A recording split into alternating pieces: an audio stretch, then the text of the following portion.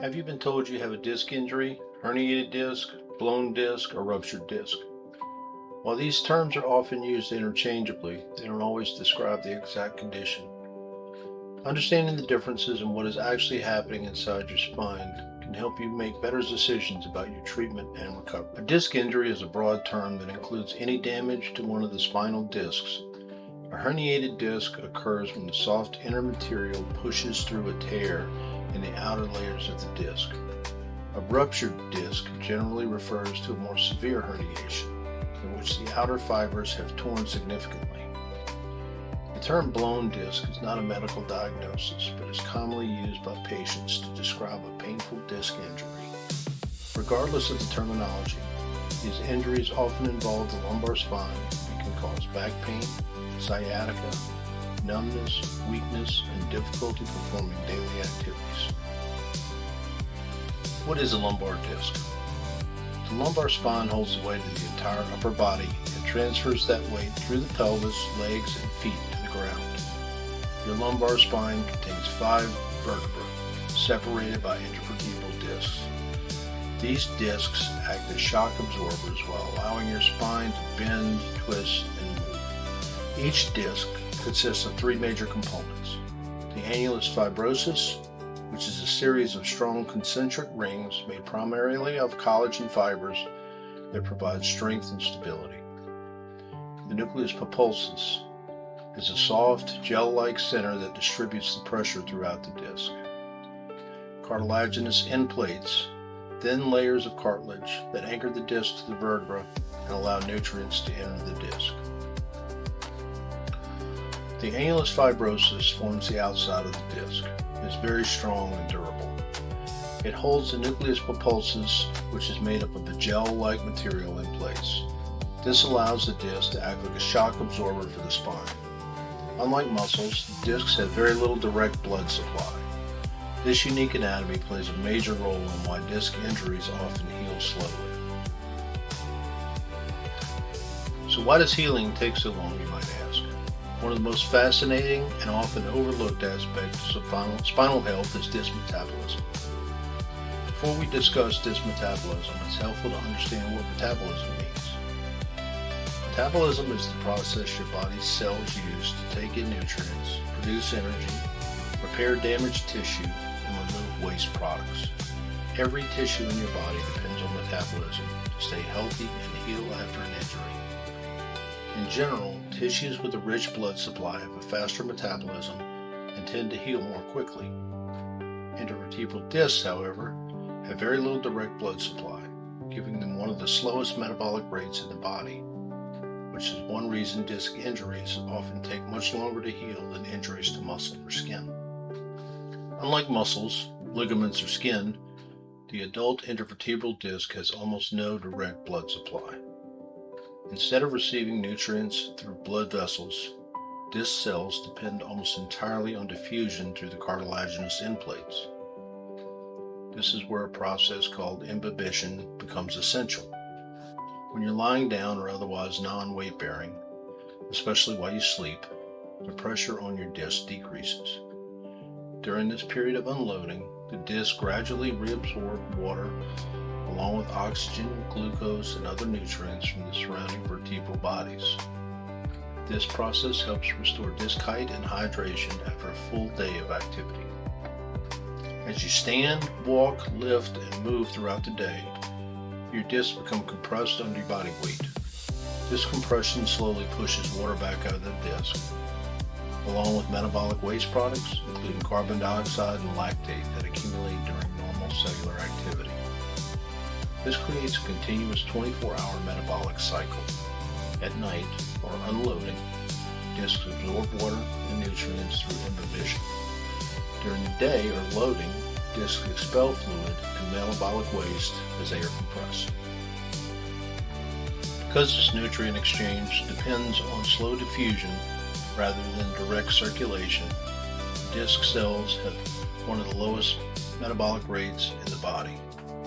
Every process involved in healing, including collagen production, tissue remodeling, and cellular repair, occurs much more slowly than it does in tissues with an abundant blood supply.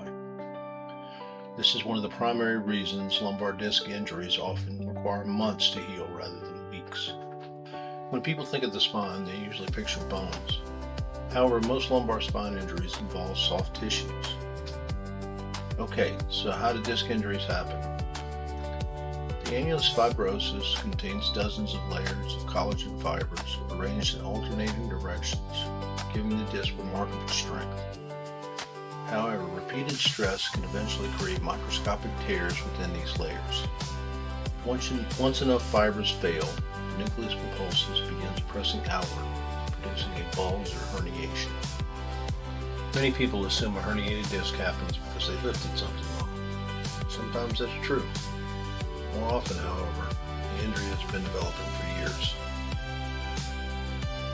Many lumbar disc injuries don't begin with a traumatic event. Instead, they develop through microtrauma, tiny amounts of tissue damage that accumulate over months or years. Each event may create only microscopic injuries within the collagen fibers of the annulus fibrosus.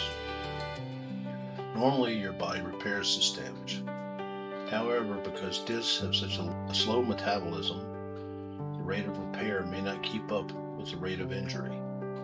Eventually, thousands of tiny injuries accumulate faster than they can heal. Over time, these microscopic tears weaken the disc until one seemingly minor movement finally produces pain or herniation. This is why people often say, "I hurt my back when I bent over to pick up a sock." The sock wasn't the real cause. It was simply the final straw after years of accumulated stress. As collagen fibers weaken, small tears can develop. Water content can decrease, disc height can gradually decline, and load distribution becomes uneven.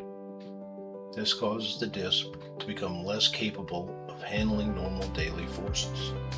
Eventually, one additional movement, sometimes something as simple as bending over to tie a shoe, creates enough pressure for the nucleus pulposus to push through weakened annular fibers. People often say it happened all at once. In reality, the final movement was simply the last event in a process that may have taken years. When you injure a disc in your lower back, it is not just the disc that is affected. The injury can also irritate nearby joints, muscles, ligaments, and nerves. Because all of these structures work together, a problem in one area can quickly affect the others. After a disc is injured, your body sends extra blood, fluid, and healing cells to the area. This natural inflammatory response is an important part of healing, but it also causes the injured tissues to swell. Since the nerves in your lower back travel through very small things in the spine, even a small amount of swelling can reduce the available space around. If the injured disc is also bulging or herniated, or if the nearby spinal joints aren't moving normally, the nerves may become irritated. These nerves are extremely sensitive, so even small increases in pressure or irritation can cause significant symptoms. The outer layer of the disc also contains tiny nerve endings that can become painful when the disc is stretched, torn, or inflamed. This is one reason many people experience aching or sharp pain directly in their lower back, even if the disc isn't pressing heavily on a nerve. Depending on which nerves are affected, you may experience pain in your lower back when you injure your disc, pain that travels into your buttocks, hips, or legs. This is often called sciatica.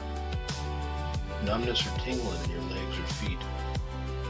Muscle weakness, making it harder to walk, climb stairs, or lift your foot. And muscle spasms, as your body tightens the muscles around the injured area to protect your spine from further injury. The exact symptoms depend on which disc is injured and how much the surrounding nerves and tissues are irritated. The good news is that as inflammation settles down, the disc begins to heal and normal movement can be restored. There is often less stress on these sensitive tissues. As a result, pain decreases, muscles relax, and many people gradually regain their strength, mobility, and quality of life. Because discs depend on diffusion rather than direct blood flow, movement is essential. Walking and gentle spinal movement help pump nutrients into the disc, remove metabolic waste, improve hydration, and support tissue healing. This is one reason prolonged bed rest is rarely recommended for most uncomplicated disc injuries. So, can chiropractic care help? Chiropractic care cannot push a disc back into place. However, appropriate conservative care may help by improving spinal function and motion, reducing mechanical stresses, decreasing muscle guarding, tightness and spasm, improving joint function, supporting healthier movement patterns, and helping patients return to activity safely.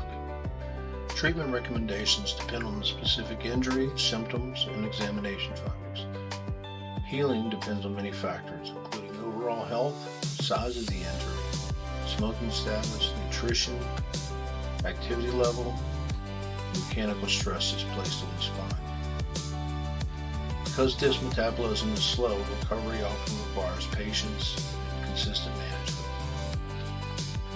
So, can a herniated disc heal? Yes, in some cases. Research suggests the body can gradually reduce the size of some herniations through natural inflammatory and immune processes. The lumbar disc injury doesn't just affect the tissues in your back. It can also change the way your nervous system processes pain. When pain persists for weeks or months, the brain and spinal cord can become more sensitive, a process known as neuroplasticity, or the nervous system's ability to adapt and change over time. While neuroplasticity is essential for learning and recovery, persistent pain can lead to less helpful adaptations, causing the nervous system to become overly responsive even after the original injury has begun to heal. The encouraging news is that neuroplasticity also works in your favor. As the injured discs heal, inflammation decreases, movement improves, and pain is reduced. The nervous system receives healthier, more accurate input from the spine. Combined with gradual exercise, strength training, quality sleep, and appropriate conservative care, these positive changes can encourage the brain and spinal cord to develop more efficient, functional neural pathways that support normal movement and reduce pain over time.